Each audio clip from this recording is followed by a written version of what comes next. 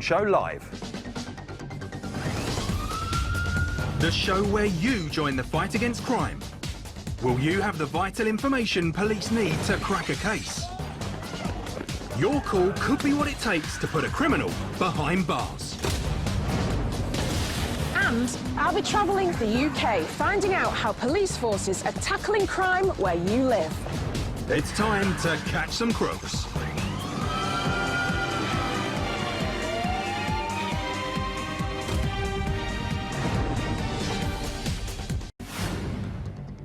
Today, Michelle is in Manchester city centre. Michelle, what are you up to today?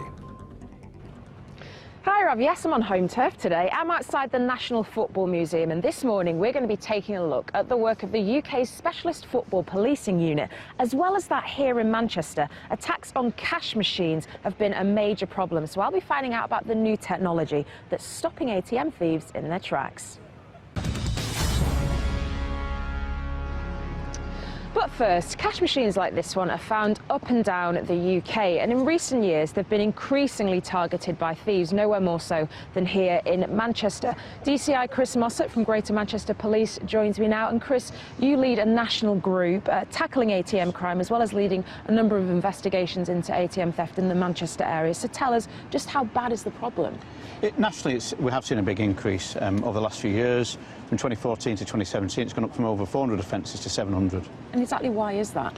A number of reasons. The traditional bank robberies are becoming harder to do. There's increased CCTV, so you're likely to be caught. Big, heavy sentences. But also, there's still a desire for criminals to steal cash, and cash machines are seen as more lucrative. Just how dangerous can a cash machine attack be?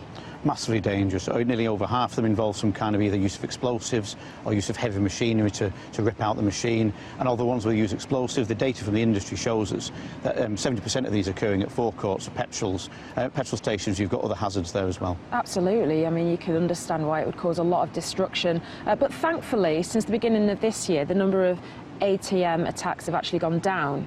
Yes, that's due to some fantastic work by police and industry. There's been over 180 people arrested, over 400 years of prison sentences generated. We've become better at using civil orders to disrupt these people, but also we're targeting people through, if you're using explosives, heavy sentences to the Explosives Act, and also working with industry on defensive mechanisms. Yeah, the advances in defensive technology is definitely something we're going to be talking a bit more about later. But do you think there's a perception out there, Chris, that this is a victimless crime? Yeah, it is a bit of a misconception, really. It's seen in rural areas, the cash machine can be the lifeblood of the area, and by targeting of those, it reduces the availability of cash in the area, people's use of it. But also some of these attacks, when they're using heavy machinery explosives, it sometimes takes 4 months to re-establish the building, to put an ATM back in it, and the community will lose that facility for that period of time. Absolutely. Chris, thanks so much for joining us this morning. As I said, we're going to be finding out a bit more about the new technology that's helping to put a stop to these cash machine criminals a little bit later on. Rav, back to you. Thanks, Michelle. Earlier on, we heard about the problem of criminals targeting cash machines. I've got Terence Burt with me now. Terence, you're a former police officer, and you now work for a company that operates a third of the UK's cash machines. Now, you're working across some new technology that you're hoping is going to turn the tide on these cash machine attacks. Yeah, so we'd seen a recent increase in ATM attacks, and we realised we had to do something to protect them and protect cash for everybody in society too. So we've been deploying the latest technologies to prevent ATM attacks being successful for the criminals. In fact, over the past few years, criminals have recently started going to even more audacious and dangerous methods of attacking our ATMs. Yeah, there's some really dangerous techniques, aren't they? And we touched on it earlier. They can cause huge damage, can't they? Yes, certainly. The ATM gas attack is causing, or can cause, significant destruction, and certainly for anybody who is committing that attack, they're really putting themselves in harm's way. And we've got some footage, some recent test footage of yours, actually. Just talk us through what we're seeing here. Yeah, so as you can see on the clip, this is a unprotected ATM that doesn't have the technology fitted, and when the gas is inserted and ignited, it blows up and gives the criminals access to the cash. I mean, just watching that slow motion footage, you can just see how destructive an explosion can be. So how are you solving that problem? So across our ATMs, we've been deploying the latest technology that really just prevents this attack from being successful. As you can see in the next clip, this is the exact same type of ATM but fitted with our anti-theft technology, and when the gas is ignited in much the same way as the first clip, the attack is not successful, and as you can see, the ATM's pretty much intact. That's really impressive, and you've actually brought an ATM along with you today. One of your colleagues over there is actually going to try and get into it using an angle grinder. It's much harder to get into now though, isn't it? Yeah, we've made our ATMs increasingly more difficult for the criminals to gain access to, and although this attack is noisy and really noisy, it's going to take a really long time to get inside that ATM.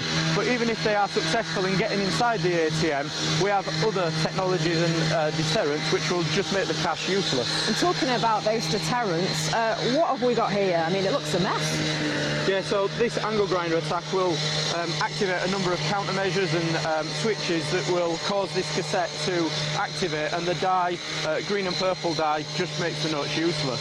Now, there's a misconception among criminals, isn't there, that this dye doesn't actually work on some notes? Yeah, since the introduction of the polymer banknotes, there is a misconception that the dye no longer works, but I'm quite happy to show here today that that's just simply not the case. Absolutely does. And what about the DNA markers? Because that's a part of the tech as well, isn't it? Yeah, inside our ATMs we have unique DNA markers which will spray the criminal and the cash, and that lasts on their skin or on their clothes for up to 5 years. How does that work? Because it's invisible, isn't it? Yeah, it's totally invisible. However, the police can shine a torch over the money or the criminal and link them specifically to an ATM attack. Oh, that's ingenious. Really good to see. Thank you so much for joining us. Ralph, back to you for some updates.